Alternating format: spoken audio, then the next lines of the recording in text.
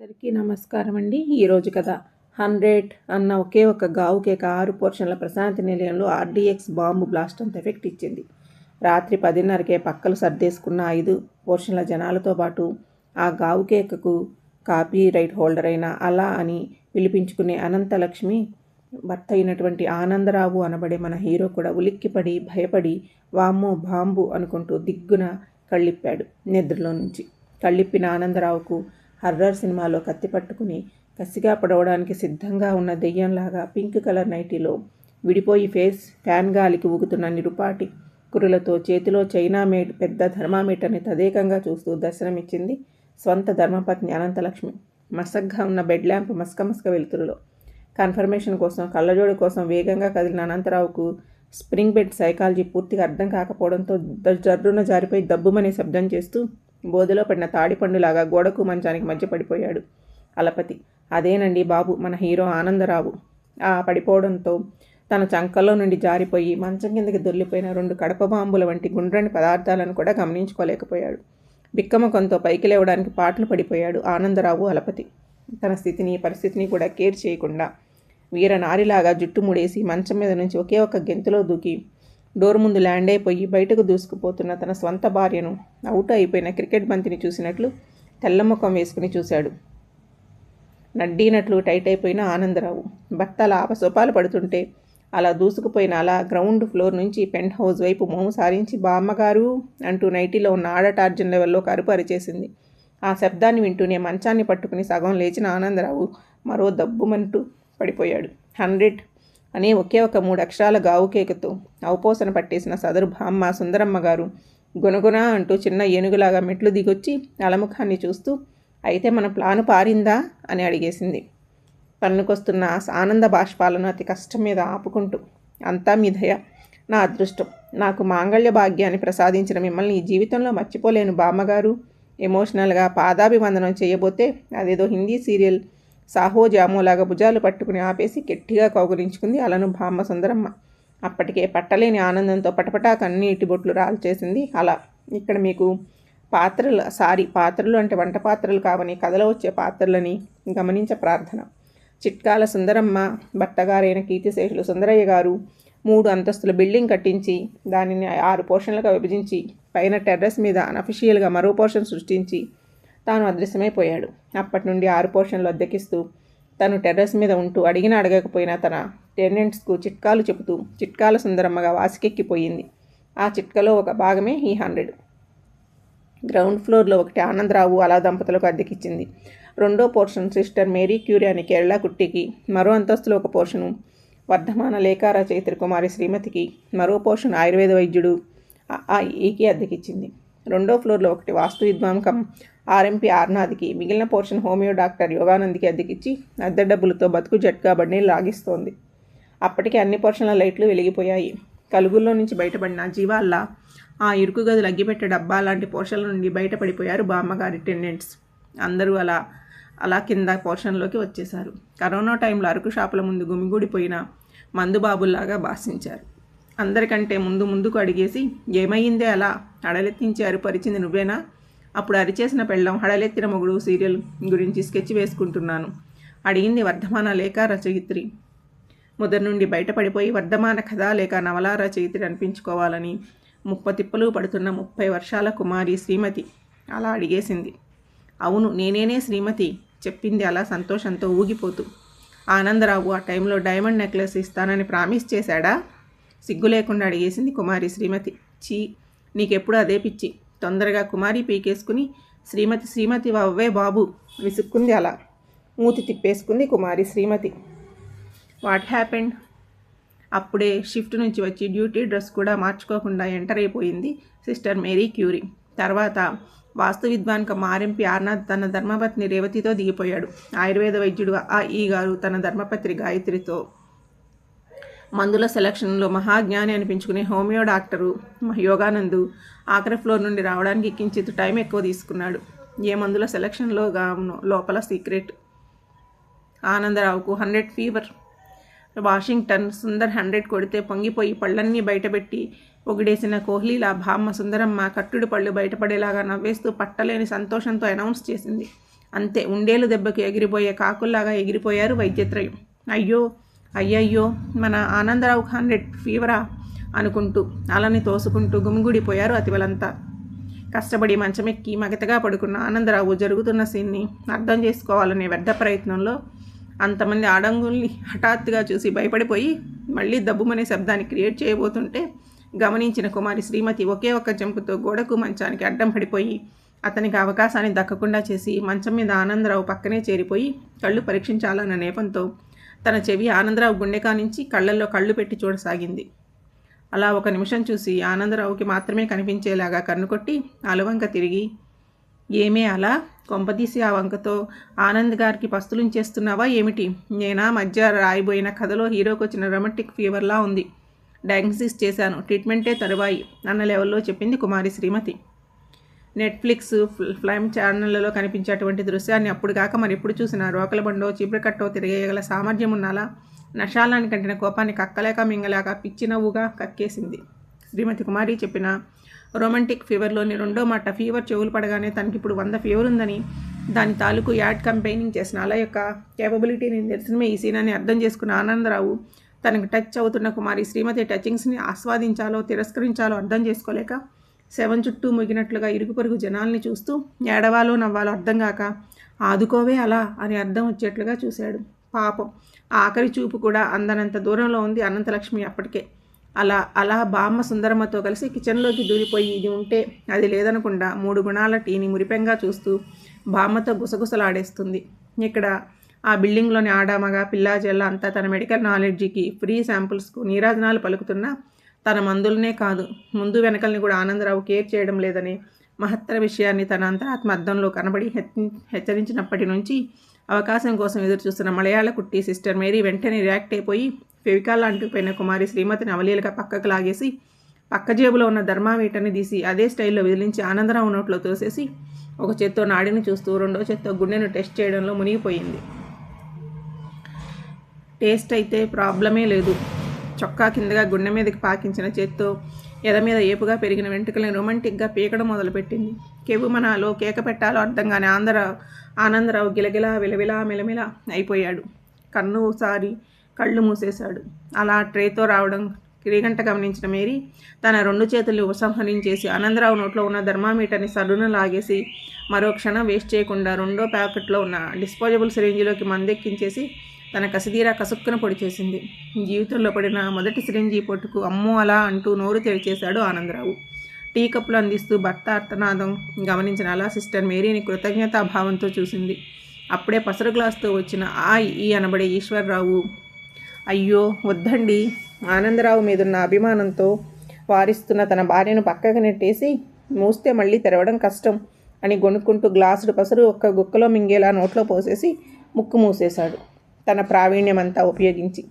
అదే సమయంలో తన హోమియో కిట్తో వచ్చిన యోగానందును తిరస్కారంగా చూస్తూ నొరపైకెత్తి గర్వంగా నడవబోయి మెట్టు తగిలి ఆఖరి మెట్టు దగ్గర ల్యాండ్ అయిపోయాడు ఈశ్వర్రావు. లేచి అటు ఇటు చూసి తననెవరూ చూడలేదని గమనించి బతికించిందిరా బర్డ్ అనుకుంటూ బర్డ్ ఫ్లూ తగిలిన కొడిలా కుంటుకుంటూ తన పోషన్లోకి దూరిపోయాడు ఈశ్వర్రావు. హోమియో డాక్టర్ యోగానంద్ చిన్న చిన్న బాటిల్స్ ఓపెన్ చేసి ఏవేవో తెల్లని మాత్రల్ని ఇంజన్లో బొగ్గేస్తున్నట్లుగా ఆనందరావు నాట్లో తోచేస్తుంటే కళ్ళు అప్పగించేశాడు అలభర్త.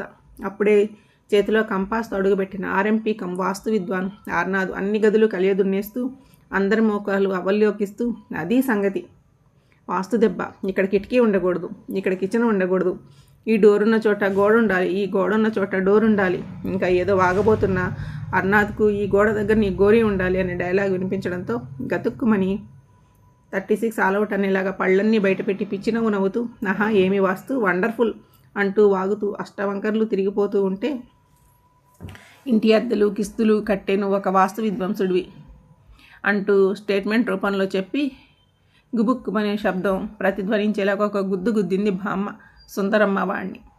నెక్స్ట్ సీన్ ఏమిటో అర్థమైపోయి థియేటర్ నుండి బయటపడిపోయే వీరపిచ్చి ముదిరిపోయిన అభిమాన ప్రేక్షకుడిలాగా మొగని సెల్లు చెవికానించుకుని వచ్చే అంటూ చల్లగా జారుకున్నాడు ఆర్ఎంపీ వాస్తు విద్వాన్ ఆర్నాథ్. గడియారం 12 కొట్టింది. ఎదురింటి మేరీ చిట్కాల బామ్మ తప్ప మిగిలిన అందరూ కలుగుల్లోకి దూరిపోయే ఎలకల్లాగా తమ తమ పోర్షన్లోకి దూరిపోయారు. తల్లి అలా అలా బయటకు వస్తే మరోసారి మన విజయాన్ని బామ్మ అంటుంటే అప్పటికే మలయాళ కుట్టి మాయో, పసరుకున్న పవరు, మాత్రలకున్న మహత్తో మత్తులోకి జారిపోయాడు ఆనందరావు. తమ మాటలేవి బుర్రలోకి ఎక్కవని రుడి చేసుకున్న అలా, బామ్మగారండి, మీరు కానండి, ఆ రోజు నా చిట్కా కానండి చెప్పకపోయింటేనండి ఈ పాటికి నా మాంగళ్యం ఏమైపోయేదండి అంది.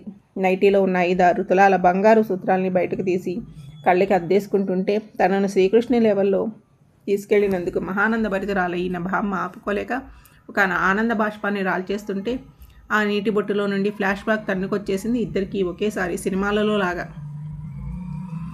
అమ్మాయి అలా, మనిషి అన్నాక ఏ జలుబో తలనొప్పో జ్వరమో వస్తూ ఉండాలి. 10 ఏళ్లుగా మీరు ప్రశాంతి నిలయంలో ఉంటున్నారు. నీకైతే జలుబో జ్వరం అప్పుడప్పుడు వస్తున్నాయి. కానీ ఆనందరావుకి అదేమీ వచ్చినా దాఖలాలు లేవు. ఇలా అయితే హఠాత్తుగా ఏ గుండె నొప్పో క్యాన్సర్ వచ్చే అవకాశం ఉందని మొన్న మధ్య ఒక వారపత్రికలో చదివానమ్మాయి.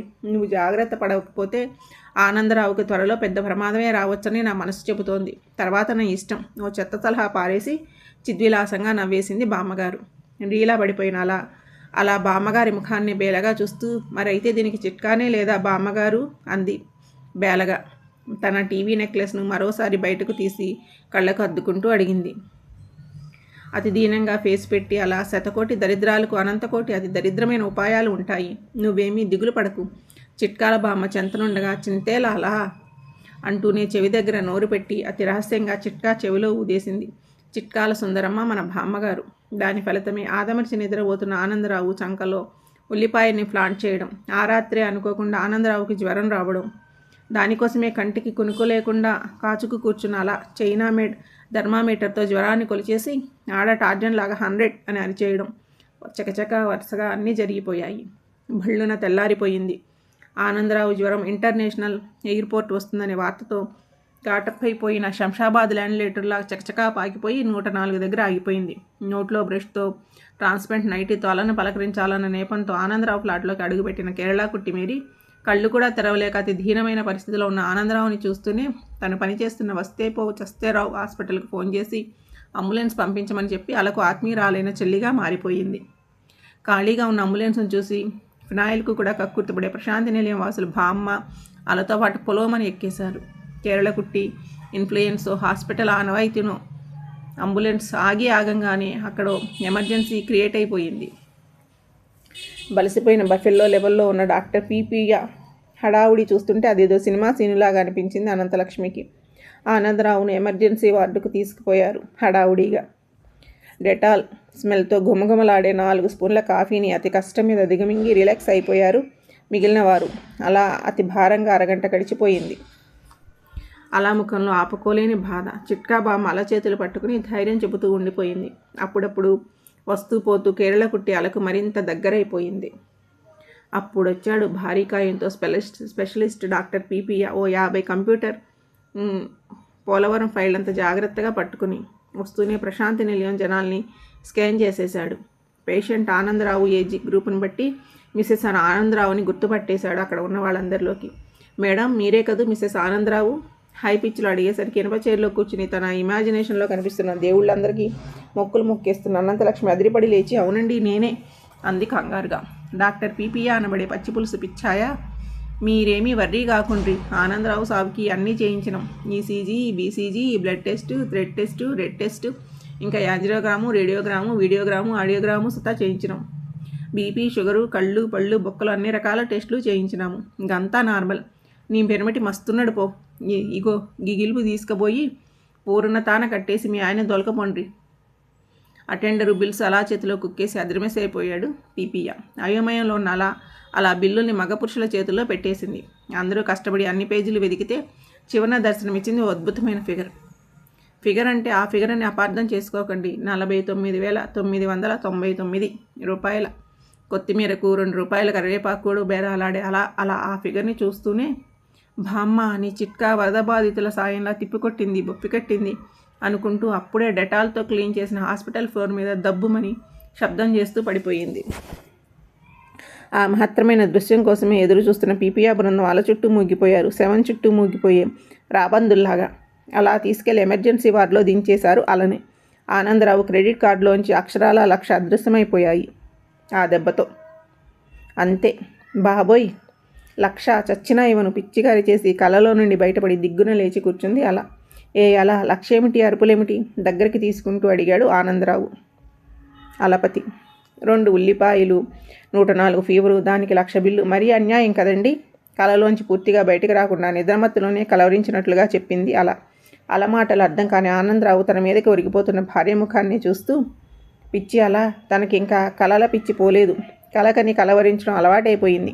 రేపో మాపో డాక్టర్కి చూపించాలి అన్నాడు అనుకుంటూ హాయిగా అలను వాటేసుకుని నిద్రలోకి జారిపోయాడు అలా ఆనందరావు. మర్నాడు ఆదివారం. భార్యడు పొద్దెక్కినా లేచి అలవాటు లేని భర్తను ఆనందంగా చూస్తూ ఆపుకోలేక, ఏమండి లెగవండి, అర్జెంటుగా మీకు రహస్యం చెప్పాలి, చెవి దగ్గర చిన్నగా గుణిగేసింది అలా. కలల కహానీలకు అలవాటు పడిపోయిన ఆనందరావు కళ్ళు తెరిచి కదలకుండా వాటేసుకుని మంచం మీదకు లాగేసుకున్నాడు. అబ్బా వదలండి, ఈరోజు ఆదివారం, ఈ రోజంతా మనదే. ముందు నేను చెప్పేది వినండి. పాచిముఖాన సరసాలు, పరగడుపున కాఫీలు ఆరోగ్యానికి అపకారం చేస్తాయని చదివాను. అరే గమ్మత్తుగా ఉందే, నేను చదివిన బుక్కులు ఉపకారం అని ఉందే. అయినా తమరు చెప్పబోయేది రాత్రి 70mm వచ్చిన కల గురించేగా? అలముఖాన్ని ముద్దులతో ముంచేస్తూ అడిగాడు ఆనందరావు. చీ, పాచినోరుతో ముద్దులు, అందంగా విసుక్కుంది అలా. అలా అరగంట తరువాత, ఇప్పుడు చెప్పు అన్నాడు ఆనందరావు. తాపీగా మంచం మీద కూర్చుంటూ అడిగాడు. మీరు బ్రష్ చేసుకుంటే ఫిల్టర్ కాఫీ ఇస్తాను. ఇప్పుడేగా తాగింది, 2వ డోసా? కందిపోయిన అలపెదాల వంక చూస్తూ చిలిపిగా అడిగాడు ఆనందరావు. చాలే సంబడం, అది కాదు, ప్రేమగా విసుక్కుంది అలా. తమరి కలను వివరిస్తే విని తరిస్తే ఆనందమే కానీ మరోసారి అని భయపెడితే తట్టుకోలేక పుట్టింటికి పారిపోతాను. వచ్చి అలా ఇలా చేస్తే ఎలా అని బిక్కముఖం పెడితే కరిగిపోయి కరుణిస్తానని భ్రమపడకండి. పిచ్చివేషాలు వేయకుండా బుద్ధిగా విని నా కలకు న్యాయం చేయండి అంది అలా. 2 చెవులు పట్టుకుని బుద్ధిమంతుడిలాగా తల ఊపాడు ఆనందరావు. భర్తకి ఎదురుగా దూరంగా కూర్చుని మొత్తం కలను వివరించింది అలా. Wow, what a dream. నా స్కూల్ డేస్ని గుర్తు చేశావు. జ్వరం తెచ్చుకుని స్కూల్ ఎగ్గొట్టాలని 2 ఉల్లిపాయలు చంకలో పెట్టుకుని నిద్రపోతే జ్వరం రాకపోగా వెధవ పనులు చేస్తే డొక్క పగిలిపోతుందని ఒకటి అంటించేవాడు మా డాడీ. నువ్వు సైన్స్ గ్రాడ్యుయేట్వి, సుందరమ్మ అంటే 10th అనుకో. ఎదుటి వారికి మంచి జరగాలని తనకు తెలిసిన సలహాలు ఇస్తూ ఉంటారు ఆవిడ. నిన్ను, మేరీని, శ్రీమతిని, అదే కుమారి శ్రీమతిని కన్నబిడ్డల్లాగా చూసుకుంటారు. భర్తను కోల్పోయి ప్రశాంతి నిలయాన్ని ఇంత చక్కగా మెయింటైన్ చేస్తున్న ఆమె సమర్థతను తప్పుపట్టలేను. ఎవరు చెప్పినా వినాలి. తొందరపడి చేయాలనుకోకూడదు. కొందరు శరీరతత్వాన్ని బట్టి జలుబు జ్వరాలు రావు. మనకు వివాహమే 10 సంవత్సరాలు, మనకు పిల్లలు పుట్టలేదు అంటే నీలోనో నాలోనో లోపం ఉండాలి. స్త్రీలో విడుదలయ్యే అండం లేదా నాలో ఉత్పత్తి అయ్యే వీర్యంలో లోపం ఉండాలి. నేను 2వ సంవత్సరంలో డాక్టర్ గారితో టెస్ట్ చేయించుకున్నాను. ఎస్, నా వీర్యంలోనే లోపం ఉంది. కంగారు పడకు. మనకు పిల్లలు కావాలి అని అనిపించినప్పుడు 2 అనాథ ఆడ శిశువుల్ని దత్తత తీసుకుందాము. వారికి జీవితాలను ఇచ్చిన వారిని అవుతాము. మనకి పిల్లలు ఉంటారు. మనం అమ్మా నాన్నలమే అవుతాము. కన్నబిడ్డలే ఆస్తుల కోసం కన్నవారిని కాటికి పంపుతున్న కాలం. పెద్దల మాట చద్దిముట్టనే సామెత ఉంది. మరి చద్ది అన్నమే ఉదయం టిఫిన్లలో మేలు అని నిర్ధారించారు. సుందరమ్మ ఆంటీ చెడ్డవారు కారు. కలని మర్చిపో. నాకు నీకు బోరు కొట్టేంతవరకు ముద్దులు ఇప్పుడే కాదులే, బ్రష్ చేసుకున్నాకే పెట్టు. ఉల్లిపాయలు మాత్రం వద్దు. భర్త మాటలు వింటూనే అలా హద్దులు దాటిన ముద్దులతో ముంచెత్తి మురిసిపోయింది. మర్నాడు ఉదయం చిట్కాల బామ్మ ముందు అలా తల వంచుకుని కృష్ణుని ముందు అర్జునునిలాగా నిలబడి ఉంది. చిట్కాల బామ్మ చిద్విలాసంగా హితబాధ మొదలుపెట్టింది. ఎప్పటిలాగే అలవాటుగా. అమ్మాయి, అలా మనిషి అన్నాక జలుబో జ్వరమో వస్తూ ఉండాలి.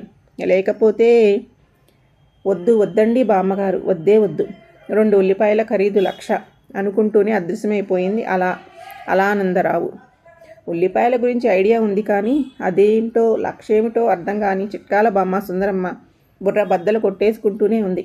అలా హాయిగా కాపురం చేసుకుంటూ 2 చిన్నారులను దత్తత తీసుకుని రమ్య, కృష్ణ అని పేర్లు పెట్టేసి మురిసిపోయింది. ఆ రాత్రిగిన ఆ కల రాకపోయుంటే చెత్త చిట్కాలు విని బ్రతుకు బస్టాండ్ చేసుకుని బతుకు ఎద్దురు బండిలాగా ఈడ్చుకుంటే ఉండేదానినని అలా అనుకోని రోజు లేదంటే నమ్మండి. ఎదుటివారికి చెప్పేటందుకే చిట్కాలున్నాయని చిట్కాలు చెప్పేవారికి దూరంగా ఉండాలని ఆ రోజుతో నిర్ణయించుకుంది అలా.